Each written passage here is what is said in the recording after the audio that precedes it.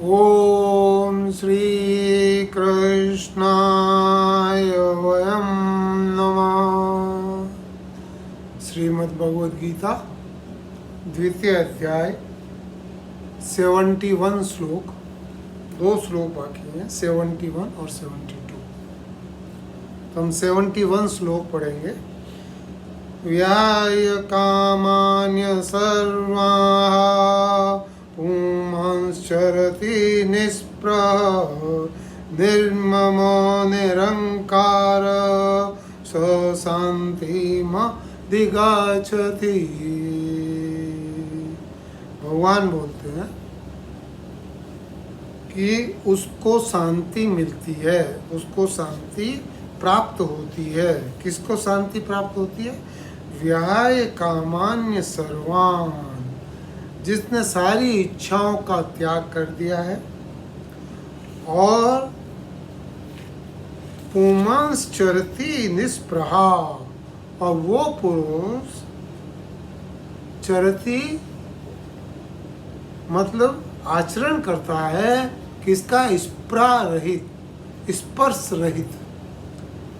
मात्रा स्पर्शास्तु कौनती है? स्पर्शा रहित, स्पृहा रहित, और निर्ममो निरंकार। 4 गुण बताए हैं। पहला तो ये है कि वो सारी कामनाओं, संपूर्ण मनुष्य सारी कामनाओं का त्याग कर दिया है, सब इच्छाओं का त्याग कर दिया है। उसमें अब कोई भी इच्छा, संसार से रिलेटेड कोई भी इच्छा नहीं रही है, और स्पृहा रहित है। जैसे कीचड़ में कमल बिल्कुल उससे अलग है, ऐसे ही ये संसार में रहते हुए भी संसार से बिल्कुल अलग है, स्पृहा रहित है, और ममता रहित, निर्मम। निर्मम का मतलब है ममता रहित, जिसमें राग और द्वेष ये नहीं है, और अहंता रहित, जिसमें अहंकार भी नहीं है। क्या लिखा? निर्ममो निरंकार, अहंकार रहित। जो अहंकार रहित आचरण करता है वह शांति को प्राप्त होता है। अब इसमें प्रश्न ये उठता है कि कई लोग ये समझते हैं कि हम इससे अलग कैसे हो सकते हैं, हम इच्छाओं को कैसे त्याग सकते हैं, हम स्पर्शा आसक्ति को कैसे त्याग सकते हैं, हम ममता को कैसे त्याग सकते हैं, और अहंकार को त्यागना भी मुश्किल है। इसलिए प्रॉब्लम बताते हैं लोग बाग कि ये पॉसिबल नहीं है। उन लोगों के लिए हम थोड़ा उपनिषद की तरफ जाते हैं। उपनिषद से हम कुछ बात देखते हैं। एक प्रसिद्ध उपनिषद है मांडुक्य उपनिषद। देखिए, पहले तो उपनिषद क्या है कि वेदों का जो अंत में जो बात की है, जो ब्राह्मण खंड है, ब्राह्मण खंड में कर्मकांड भी है और उपासना भी है।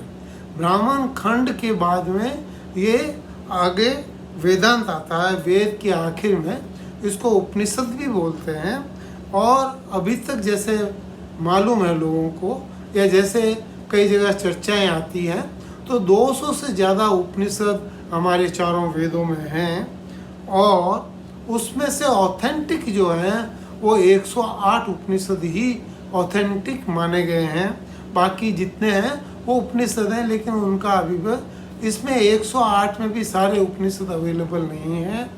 और इसके अंदर से 11 उपनिषद हैं जिनको महान लोगों ने, बड़े विभूतियों ने, जैसे कि शंकराचार्य जी हैं, भगवान शंकराचार्य जी, रामानुजाचार्य जी हैं, या माधवाचार्य जी, इन्होंने जिसका व्याख्या की है, जिसका मतलब समझाया है, उनको मेजर माना गया है। बाकी माइनर उपनिषद कहलाते हैं।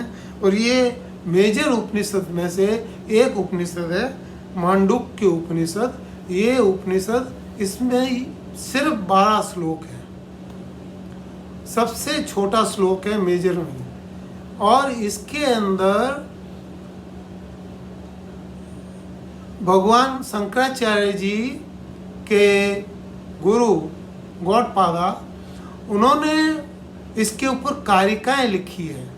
तो ये उपनिषद कारिकाओं के बगैर पढ़ने का कोई विशेष मतलब नहीं रहता है, कारिकाओं से ही इसका एक्सप्लेनेशन होता है।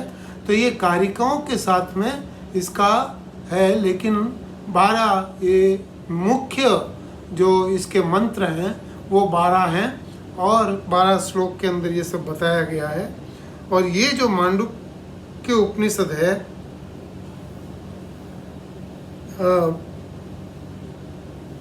मांडुक्य कहते हैं फ्रॉक को, तो इसका अभी एक अलग वो चीज़ है। तो इसके अंदर ये बताया गया है कि जो जीवन है हमारा, इसको 4 भाग में डिवाइड कर सकते हैं। 1 रुपये को 4 भाग में डिवाइड कर सकते हैं, ऐसे एक इस जीवन को 4 भाग में डिवाइड कर सकते हैं। एक भाग तो है जागृत, जो मैं देखता हूँ, दिन भर जागृत के अंदर रहते हैं हम, तो ये एक भाग है जागृत।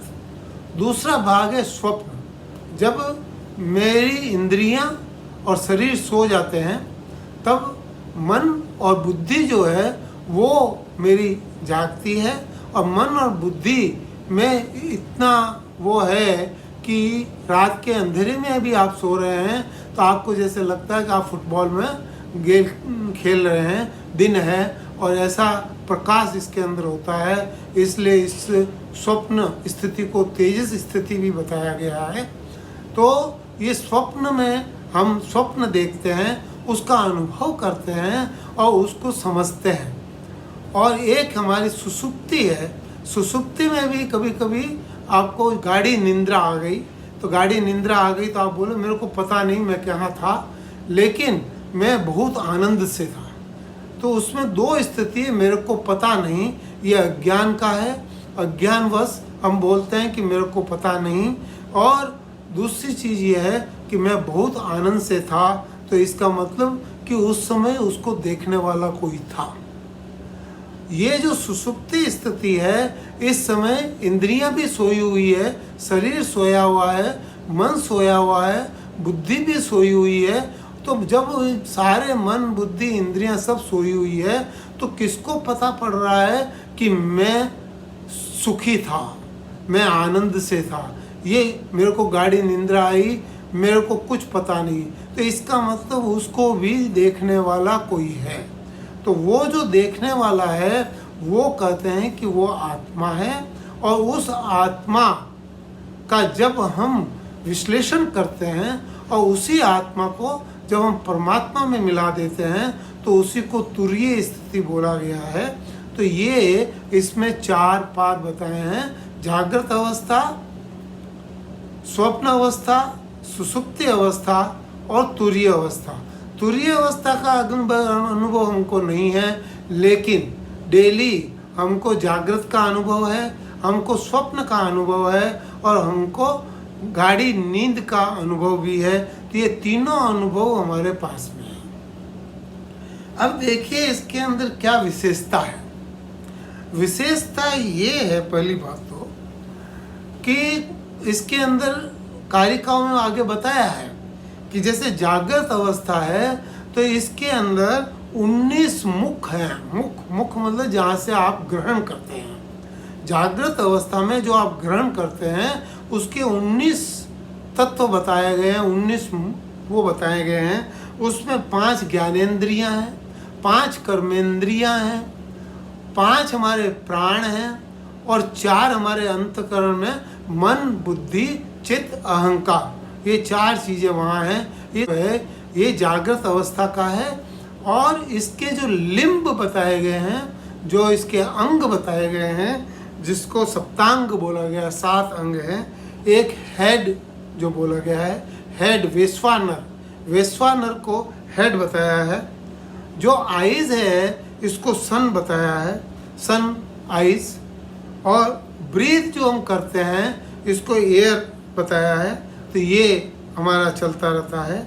बॉडी है, इसको स्पेस बताया है, ये बॉडी स्पेस है, स्पेस आकाश। और किडनी है, इसको पानी बताया है, किडनी का एक अंग ये किडनी का है। फीट हमारा जो पैर है उसको अर्थ बताया है, ये अर्थ है।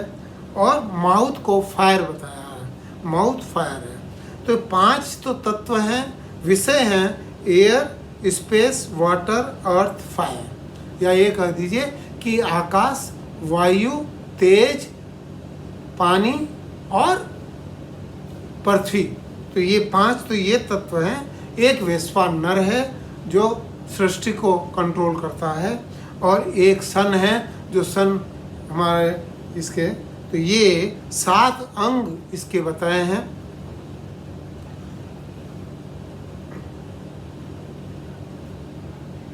जब हम सो जाते हैं, देखिए हमारा जागृत अवस्था में हमारा नाम दिया गया है, हम नाम से पहचाने जाते हैं और उसी से हम संसार में व्यवहार करते हैं।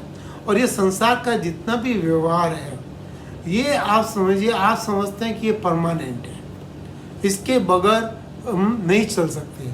लेकिन आप 1 मिनट के लिए सोचिए कि जब आप सो रहे होते हैं उस समय सारी इंद्रियां सो रही हैं, ज्ञानेंद्रियां, कर्मेंद्रियां, सारी इंद्रियां, ये सारी की सारी इंद्रियां सो रही हैं, वो सप्तांग भी सो रहे हैं। लेकिन आपके ये सारे जो आपका संसार था वो संसार छूट गया, और अब आपको जो सपना आ रहा है वो सपने में एक दूसरा दुनिया है, और इस दूसरी दुनिया को आप जागृत की दुनिया से मिक्सअप नहीं करते हैं। आपको पता है कि सपना अलग है और जागृत अलग है। ये अगर इसमें कन्फ्यूजन हो जाता तो बहुत बड़ी प्रॉब्लम हो जाती है। तो ये जो जागृत को देखने वाला है वो कोई और है, और ये जो सपने को देखने वाला है वो कोई और है, और उसको हम बोलते हैं हिरण्यगर्भ, हिरण्यगर्भ्य। तो ये हिरण्यगर्भ्य ये भी भगवान का ही एक है। हाँ, तो ये जो चीज़ हम देख रहे हैं कि वो देखने वाला जो स्वप्न है उसमें कोई अलग है। अब देखिए जागृत के अंदर हर एक की दुनिया अलग अलग अलग अलग अलग है। हर किसी के बारे में आप कुछ पूछेंगे भी तो उसका कोई आदमी कुछ बोलेगा, कोई आदमी कुछ बोलेगा, कोई आदमी कुछ बोलेगा, क्योंकि संसार सबका अलग अलग है और संसार का निर्माण आप खुद करते हैं। और जब आप सो जाते हैं तो वो संसार अपने आप आपसे छूट जाता है, ये आप समझिए। और जब आपका ये संसार छूट जाता है तो आपका मन प्रोजेक्ट करता है, और उसके अंदर आप भी प्रोजेक्ट होते हो, आपके दोस्त भी प्रोजेक्ट होते हैं, आपके रिश्तेदार भी प्रोजेक्ट होते हैं, जो आपने देखा वो भी, उसमें आपका कोई कंट्रोल नहीं है। जो आप खाते हो, जो करते हो, उसका टेस्ट और उसका अनुभव भी आपको होता है। लेकिन ये सारा का सारा बिल्कुल अलग है, और इसको देखने वाला भी कोई अलग है। और इसको देखने वाला जो है, जब ये जागृत वाला सो जाता है तो स्वप्न वाला जाग जाता है, और स्वप्न वाला भी जब सो जाता है तो सुषुप्ति वाला जागता है। ये सुषुप्ति वाला जो जागने वाला है उसको भगवान बोलते हैं, इसके अंदर उपनिषद में बोला, वो ईश्वर है। ईश्वर के पास हम हैं, और हमारे को जो शांति आनंद मिल रहा है वो भगवान के चरणों में हम हैं, इसलिए हमको वो आनंद मिलता है। लेकिन हमारी सारी ज्ञानेंद्रियां, हमारा मन, बुद्धि और जितनी सब की चीज़ें हैं वो सो रही है, इसलिए हम कहते हैं हमको कुछ पता नहीं है। जो हम कहते हैं कि हमको कुछ पता नहीं है, ये हम सो रहे हैं। अगर हम वहाँ पर सो नहीं रहे हों, अगर उस स्थिति में हम जाग जाएं, उस स्थिति में जागते हुए हों, तो हम भगवान के दर्शन करेंगे। वही तुरीय अवस्था है। तुरीय अवस्था आत्मा की अवस्था है। इसी आत्मा, ये जो जागृत है, जो स्वप्न है और जो सुषुप्ति है, इसको नोअर बोला गया है। नोअर जागृत में जागृत वाला नोअर होता है, और सुषुप्ति के अंदर एक आपका प्राज्ञ है। वो प्राज्ञ कहते हैं कि ये जागता है, जैसे विश्वनर है वैसे प्राज्ञ है। और एक जो स्वप्न के अंदर आप हैं उस समय हिरण्यगर्भ है, वो इसको अंतर प्रज्ञ भी बोला गया है और जागृत को बाह्य प्रज्ञ भी बोला गया। प्रज्ञा, ये प्रज्ञा घन जो है ये सुषुप्ति में होता है, और सुषुप्ति और इन सबको जानने वाले ये सब नोअर हैं, और यहाँ पर व्यवहार होता है जो आपके, देखिए ये भी एक विशेष बात समझिए कि जब आप सो रहे हैं आप में से कोई भी एक ही चीज़ बोलेगा कि मेरे को कुछ पता नहीं है और मैं बहुत अच्छे आराम से सोया, मैं नींद बहुत अच्छी आई, मैं आनंद से सोया। ये जो स्टेटमेंट है ये सब का एक ही स्टेटमेंट होता है, क्योंकि उस समय सब एक हो जाते हैं। लेकिन स्वप्न और जागृत में हम अलग अलग हैं, क्योंकि ये जितनी भी चीज़ें हैं ये बीज रूप में सुषुप्ति अवस्था में होती है, लेकिन बीज रूप में होती है, वो अंकुरित नहीं होती है, बीज रूप के अंदर होती है। इसलिए हम सब एक ही चीज़ का वर्णन करते हैं। तो ये जो चीज़ है, अब इसमें विशेषता क्या है कि जब हम जागते हैं तो हम वापस उसी में आ जाते हैं। जो चीज़ हमारे, जो बीज हमारे थे, जो गुण हमारे में थे, जो अवगुण हमारे में थे, वो वापस हमको मिल जाते हैं, और वापस हम नहीं तो बड़ा परेशान हो जाते हैं। हम किसी और के गुण ले लेते तो हम परेशान हो जाते हैं। तो वो जो चीज़ है ये भगवान की एक बड़ी कृपा है कि भगवान आपको ये शरीर ऐसा दिया है, इसका ये इंस्ट्रूमेंट ऐसा दिया है कि आप इनके अनुभवों से समझ सकते हैं कि आप कौन हैं, कहाँ हैं। इसलिए जब मैं सुषुप्ति के अंदर था उस समय मेरे को किसी चीज़ का ज्ञान नहीं था, मैं अपने स्वभाव में था। उस समय मेरे में अहंकार भी नहीं था, उसके अंदर मेरी कोई इच्छाएं भी नहीं थी, उसमें मेरी कोई ममता भी नहीं थी। और ये जो भी चीज़ हम बोल रहे हैं यहाँ पर बताया गया है कि इस 71 श्लोक में बताया है कि विहाय कामान्य, सारी इच्छाओं की हमारी इच्छाएं हट गई जब हम सुषुप्ति में थे। स्पृहा रहित, हमारे को किसी से कोई आसक्ति नहीं रही, ये भी सुषुप्ति में हुआ। ममता रहित, हमारे में कोई ममता नहीं थी। अहंकार रहित, हम अहंकार रहित। तो सुषुप्ति अवस्था में हम इन सब चीज़ों से छूट गए थे, और हम उस समय सिर्फ अपने आत्मा के पास ही थे। आत्मा में दूसरी कोई चीज़ लग नहीं सकती, इसलिए आत्मा में कोई चीज़ रहती नहीं है। तो जब आप सुषुप्ति में थे, प्राज्ञ घन जब आप थे, उस समय आप में कोई भी विकार, कोई भी आरोप, कोई भी चीज़ नहीं थी।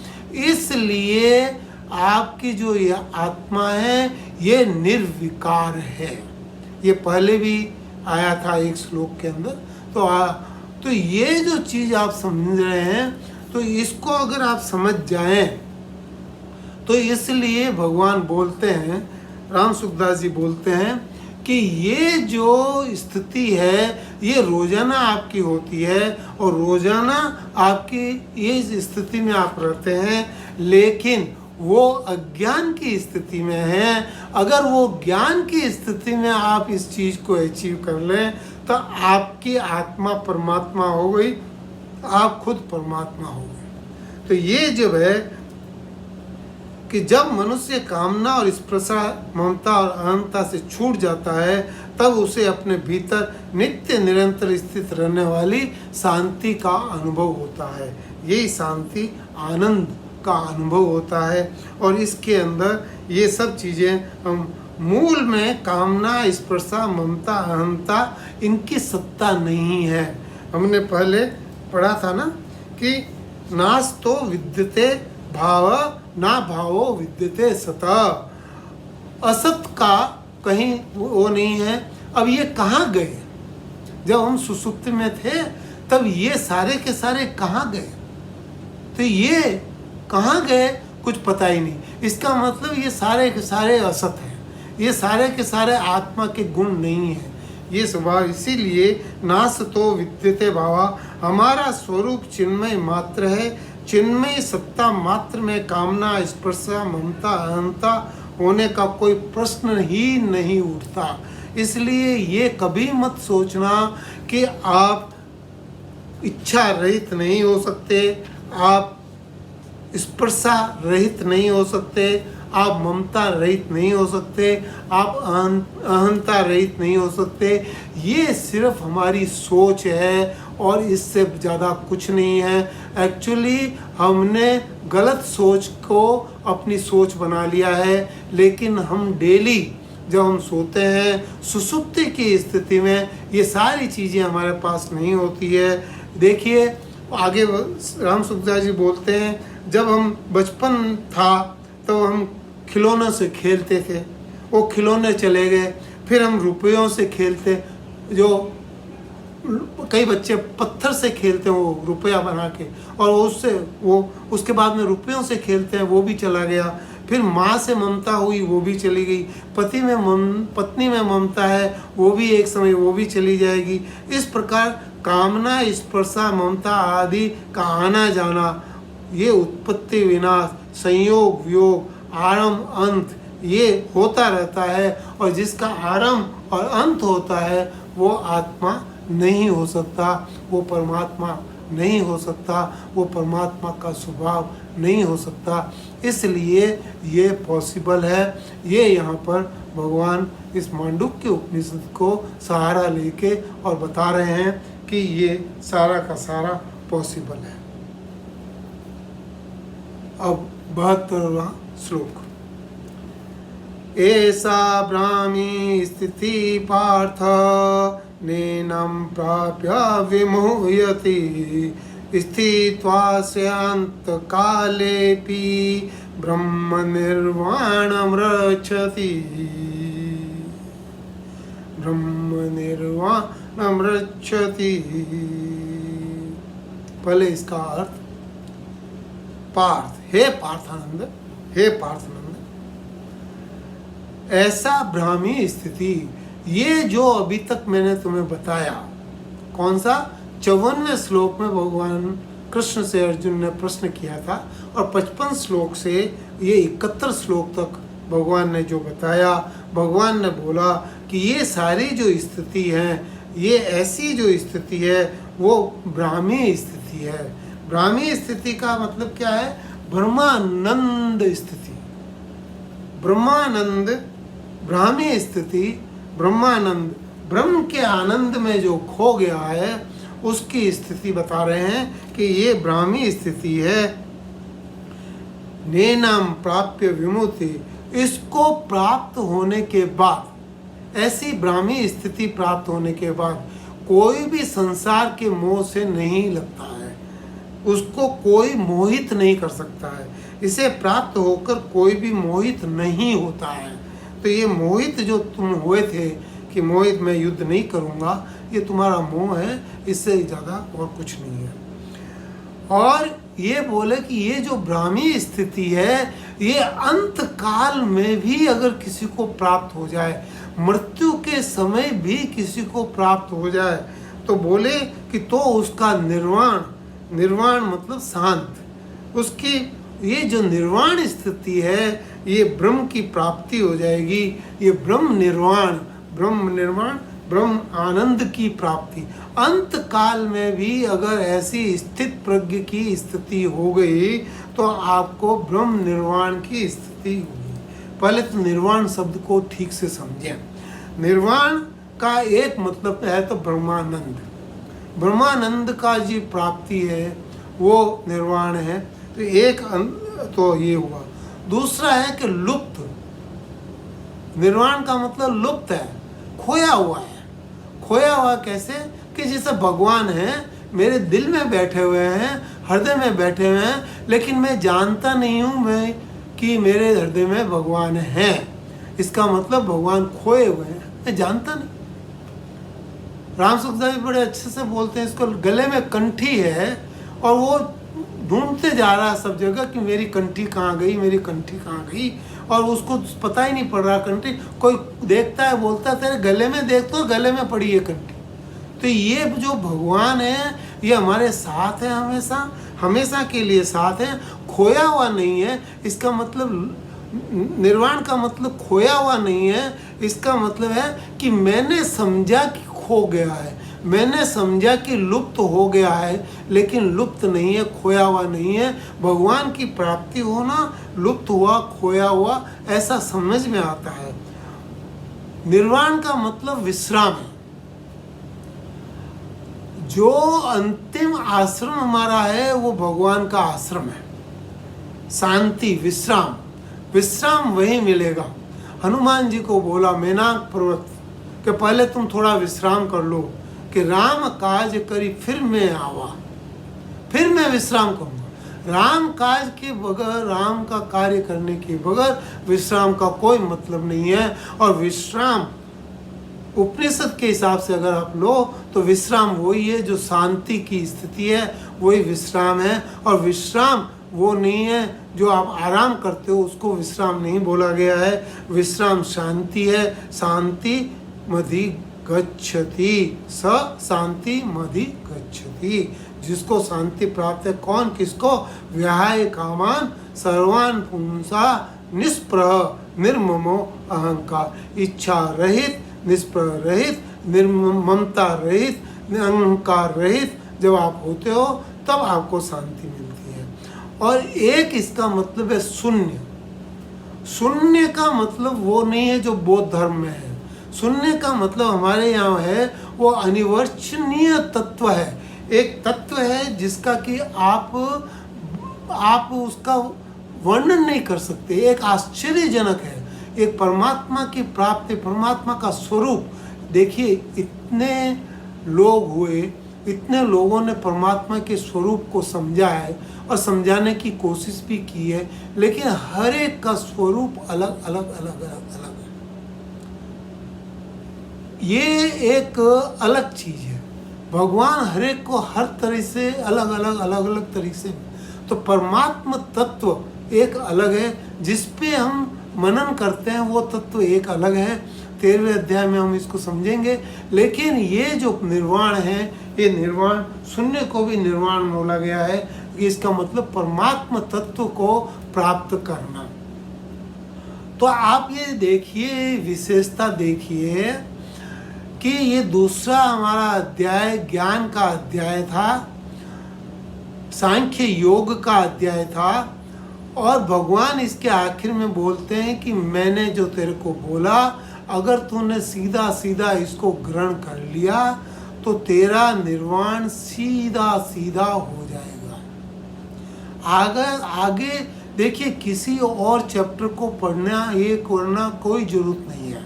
अगर ये समझ जाए हम कि हम इच्छाओं को छोड़ सकते हैं, हम निष्प्रह रह सकते हैं, हम निर्मम रह सकते हैं, ममता रहित रह सकते हैं, हम अहंकार रहित रह सकते हैं, और ये हमारे अनुभव से हमको समझ में आ गया।